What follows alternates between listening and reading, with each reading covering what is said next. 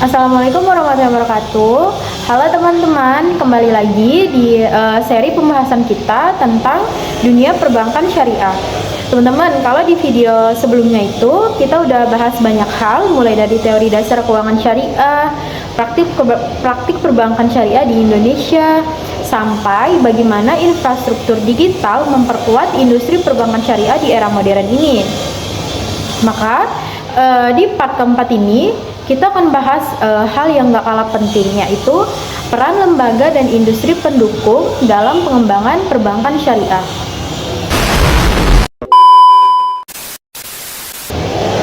Teman-teman, kalau dipikir-pikir, perbankan syariah itu ibaratkan suatu ekosistem besar. Bank menjadi aktor utama di dalamnya. Tapi supaya sistem ini bisa jalan dengan sehat dan berkelanjutan, tentu ada banyak pihak lain yang terlibat, mulai dari lembaga keuangan, lembaga pendidikan, industri teknologi, sampai regulator. Semuanya yang tadi yang saya sebutin itu mempunyai peran penting untuk membuat sistem ini bisa berjalan sesuai dengan fungsinya. Nah, teman-teman, di part 4 ini kita akan bahas gimana sih hubungan antara lembaga ini bekerja, terus kenapa peran mereka itu penting banget, dan apa aja tantangan yang dihadapi. Kita juga bakalan lihat bagaimana inovasi, teknologi, dan kolaborasi internasional ikut berperan dalam menguatkan perbankan syariah. Bukan cuma di Indonesia aja, tetapi juga di level global.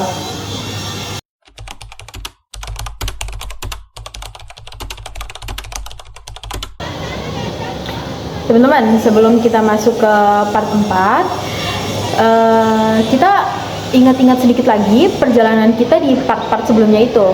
Di part pertama itu kita udah belajar tentang teori keuangan dan perbankan syariah. Di part 1 itu kita tahu bahwa sistem ini tuh dibangun di atas prinsip syariah, yaitu bebas dari riba, gahrar, dan masyir, serta menekan keadilan dan transparansi. Tujuannya pun sudah jelas, yaitu menciptakan sistem ekonomi yang beretika dan berkelanjutan.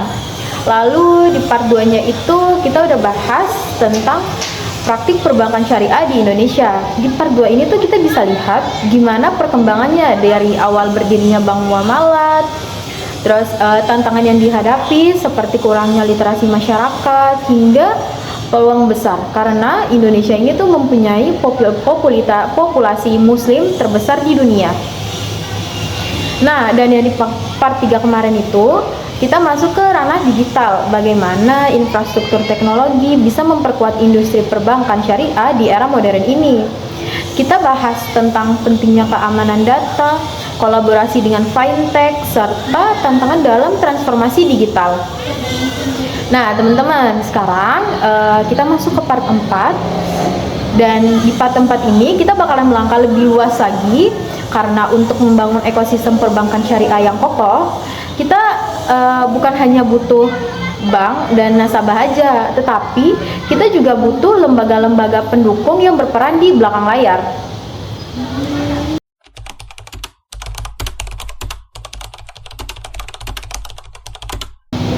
Oke teman-teman, sekarang kita masuk ke apa itu lembaga dan industri pendukung perbankan syariah.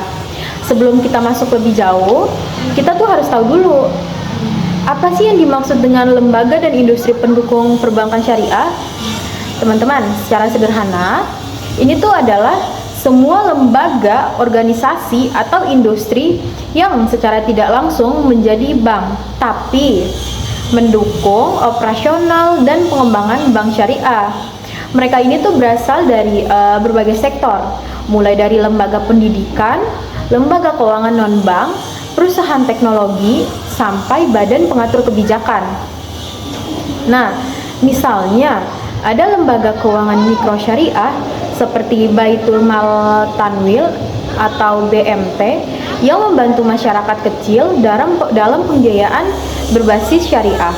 Ada juga lembaga Amil Zakat, Badan Wakaf Indonesia, atau Dewan Syariah Indonesia, atau biasa disebut dengan DSN MUI, yang berperan memastikan produk dan layanan keuangan tetap sesuai dengan prinsip Islam. Selain itu, ada juga lembaga pengatur dan pengawas, yaitu seperti Otoritas Jasa Keuangan dan Bank Indonesia yang membuat kebijakan agar sistem keuangan syariah bisa berjalan dengan stabil dan sehat. Nah, teman-teman jangan lupa juga ada peran industri teknologi yang sekarang itu tuh menjadi tulang punggung bagi digitalisasi layanan syariah. Nah, dari yang tadi itu bisa dibilang lembaga dan industri pendukung ini adalah bagian penting dari ekosistem keuangan syariah yang saling terhubung satu sama lain.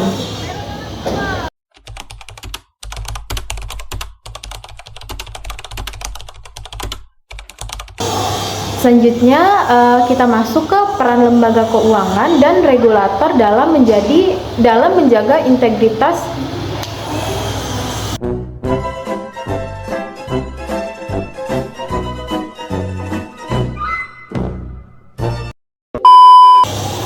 Oke teman-teman, sekarang kita masuk ke peran lembaga keuangan dan regulator dalam menjaga integritas sistem. Sekarang, mari kita bahas dulu dua pemain utama dalam industri pendukung ini, yaitu lembaga keuangan dan regulator. Pertama, kita masuk ke lembaga keuangan, seperti bank syariah, unit usaha syariah, dan koperasi syariah. Nah, tiga ini tuh punya peran utama untuk menyediakan layanan yang sesuai dengan prinsip Islam. Tetapi mereka bertiga ini tuh nggak bisa berdiri sendiri. Nah, disinilah regulator berperan memastikan setiap aktivitas dari ketiga ini tuh tetap berjalan sesuai dengan hukum dan syariah. OJK misalnya, OJK ini tuh mempunyai kewenangan dalam mengatur dan mengawasi kegiatan lembaga keuangan syariah ini supaya bisa beroperasi dengan adil, transparan, dan efisien. Sementara itu, Dewan Syariah Nasional ini tuh dia mengeluarkan fatwa dan pedoman syariah yang menjadi dasar dalam pembuatan produk-produk keuangan. Tanpa regulasi yang kuat, bisa aja ada produk yang mengaku syariah tapi praktiknya ini tuh masih menyimpang. Makanya teman-teman, dari sinergi antara lembaga keuangan dan regulator ini tuh benar-benar sangat penting untuk menjaga integritas sistem dan perbankan syariah. Selain itu juga regulasi ini tuh memberikan rasa aman kepada masyarakat dengan pengawasan yang jelas. Nasabah pun bisa menjadi lebih percaya bahwa uang mereka yang dikelola dengan prinsip Islam itu benar.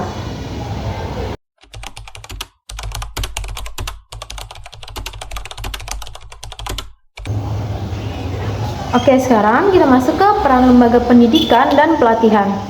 Selain lembaga keuangan dan regulator, ada juga pihak lain yang gak kalah penting, yaitu lembaga pendidikan dan pelatihan. Teman-teman bayangin aja deh, gimana industri ini tuh bisa berkembang kalau sumber dayanya aja tuh belum siap.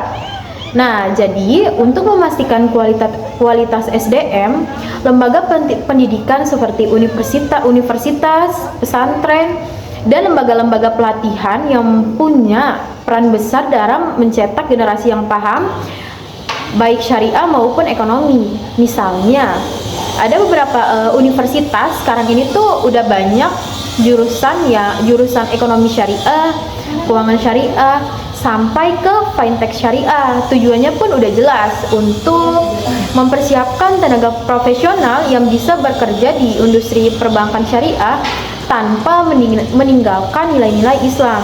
Selain itu juga pendidikan formal, ada juga pelatihan-pelatihan yang dilakukan oleh lembaga seperti OJK Institute, Bank Indonesia Institute, atau asosialisasi profesi seperti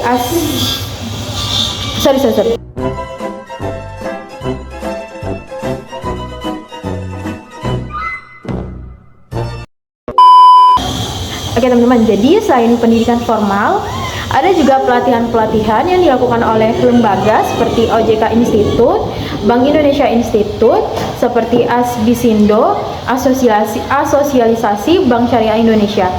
Mereka ini tuh ngasih pelatihan teknis tentang manajemen risiko, inovasi produk, sampai pelatihan digital banking. Lembaga-lembaga pendidikan dan pelatihan ini juga berfungsi untuk meningkatkan literasi masyarakat. Karena semakin tinggi pemahaman masyarakat tentang keuangan syariah, semakin besar juga peluang syariah untuk berkembang.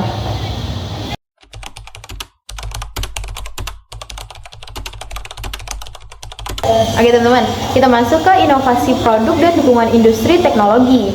Kalau kita lihat-lihat perkembangan saat ini tuh inovasi adalah kunci dari keberlanjutan. Lembaga dan industri pendukung harus harus terus berinovasi biar bisa menyesuaikan diri dengan kebutuhan masyarakat modern. Misalnya munculnya fintech syariah yang menyediakan layanan-layanan pembiayaan seperti peer-to-peer sesuai prinsip Islam, atau aplikasi dompet digital yang sudah dilengkapi dengan fitur zakat dan wakaf. Nah, inovasi-inovasi kayak gini tuh bikin layanan keuangan syariah jadi makin mudah dijangkau. Perusahaan teknologi itu juga mempunyai peran besar dalam menciptakan sistem yang efisien dan aman.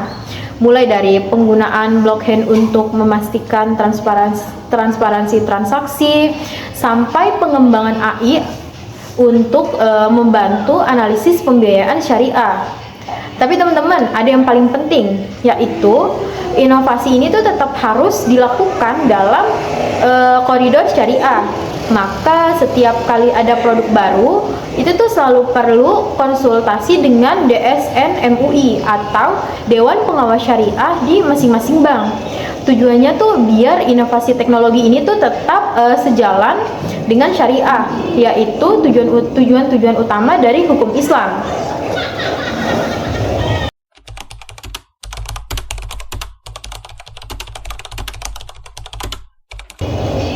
Selanjutnya kita masuk ke kerjasama dan kolaborasi internasional. Teman-teman, perbankan syariah itu tuh bukan cuman milik satu negara aja, tapi sudah menjadi fenomena global. Negara-negara seperti Malaysia, Arab Saudi, Uni Emirat Arab, bahkan sampai ke Jepang dan Inggris pun sudah mengembangkan sistem keuangan syariah mereka masing-masing. Nah, teman-teman, kolaborasi antara negara ini tuh benar-benar penting banget, karena lewat kerjasama internasional ini tuh Bank Syariah Indonesia bisa belajar dari negara-negara yang lebih dulu maju dalam teknologi, regulasi, atau model bisnis. Contohnya, kerjasama antara Bank Indonesia dengan Bank Negara Malaysia dalam riset keuangan syariah atau kolaborasi dengan Islamic Development Bank atau IDB untuk mendukung pembiayaan proyek-proyek sosial. Teman-teman, selain transfer ilmu, kerjasama ini tuh juga membuka peluang investasi lintas negara. Investor dari luar negeri tuh bisa masuk ke pasar Indonesia, dan sebaliknya juga lembaga syariah ini tuh bisa ekspansi ke luar kalau dikelola dengan baik. Ini tuh bisa jadi memperkuat posisi Indonesia sebagai pusat keuangan syariah global.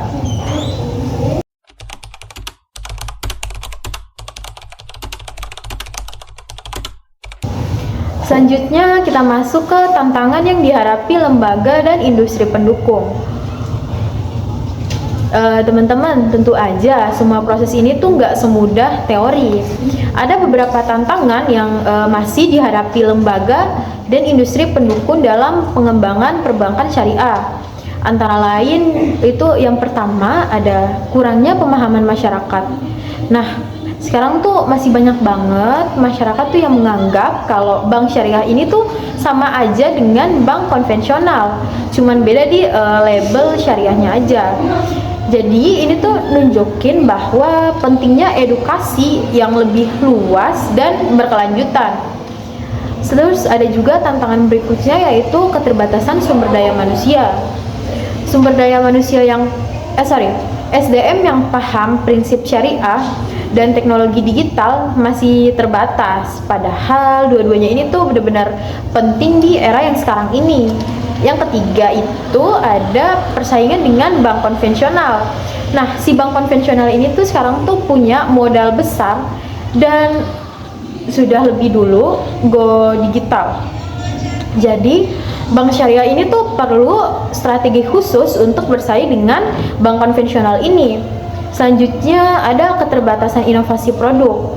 Kadang proses verifikasi kesesuaian syariah yang panjang ini tuh bikin inovasi sedikit terlambat dan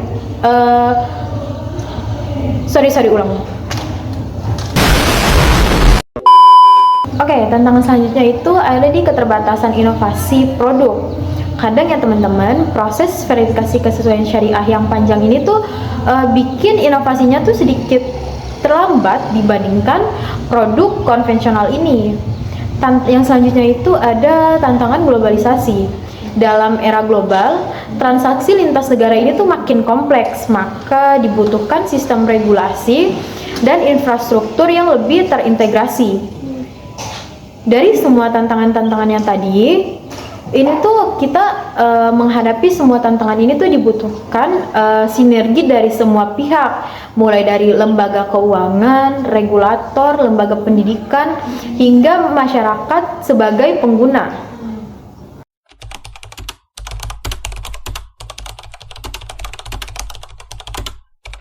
Selanjutnya kita masuk ke strategi untuk memperkuat peran lembaga pendukung. Nah, supaya peran lembaga dan industri pendukung ini bisa berperan lebih efektif, ada beberapa strategi yang bisa dilakukan. Yang pertama itu ada meningkatkan koordinasi antara lembaga, misalnya kerjasama antara OJK, MUI, dan lembaga pendidikan dalam mengembangkan kurikulum dan pelatihan industri syariah. Selanjutnya ada memperluas digitalisasi layanan. Teman-teman, dengan teknologi, lembaga syariah ini tuh bisa menjangkau masyarakat yang sebelumnya itu belum terlayani, terutama di daerah-daerah terpencil. Selanjutnya itu ada mendorong riset dan inovasi. Perguruan tinggi dan lembaga-lembaga penelitian ini tuh perlu aktif membuat kajian yang bisa menjadi dasar pengembangan produk keuangan syariah yang relevan dan berkelanjutan. Yang keempat ada mengoptimalisasi edukasi publik. Ini tuh bisa dimulai dari kampanye literasi keuangan syariah, perlu terus dilakukan, baik lewat media massa, sosial media, maupun kegiatan komunitas. Selanjutnya kita masuk ke menguatkan kolaborasi global. Dengan memperkuat jejaring internasional, lembaga keuangan syariah Indonesia ini tuh bisa memperluas pengaruhnya tuh dan belajar dari praktik terbaik dunia. Teman-teman, dengan strategi ini, industri keuangan syariah Indonesia bisa tumbuh lebih cepat dan lebih adaptif dan tetap kokoh di tengah perubahan zaman. Oke teman-teman, jadi dari pembahasan kita yang tadi itu bisa kita simpulkan bahwa lembaga dan industri pendukung ini tuh punya peran yang sangat-sangat penting dalam pengembangan perbankan syariah. Bank syariah memang menjadi ujung tombak, tapi tanpa dukungan dari lembaga pendidikan, regulator, lembaga keuangan non-bank, dan industri teknologi, sistem ini tuh nggak akan bisa berjalan dengan maksimal. Lembaga-lembaga yang tadi yang saya sebutin inilah yang membangun fondasi yang kuat bagi perbankan melalui regulasi yang jelas, peningkatan literasi, inovasi produk, maupun dukungan-dukungan teknologi. Semua elemen-elemen ini tuh saling melengkapi dan membentuk satu ekosistem keuangan syariah yang sehat, berkelanjutan, dan berkeadilan. Teman-teman, dengan kolaborasi yang baik serta pemanfaatan teknologi dan sumber daya manusia yang unggul, Indonesia ini tuh punya peluang yang besar untuk menjadi pusat keuangan syariah global. Harapan saya semoga melalui video ini kita semua tuh bisa menjadi lebih paham tentang betapa pentingnya peran lembaga dan industri pendukung dalam menjaga keberlangsungan perbankan syariah. Dan tentu aja semoga kita bisa ikut berperan minimal dengan meningkatkan literasi dan mendukung layanan keuangan yang sesuai dengan prinsip Islam. Terima kasih sudah menonton dan menyimak video ini sampai akhir. Jangan lupa untuk di like, di share, sama di subscribe biar nggak ketinggalan pembahasan-pembahasan selanjutnya di seri perbankan syariah berikutnya. Sampai jumpa di part selanjutnya. Dadah. Wassalamualaikum warahmatullahi wabarakatuh.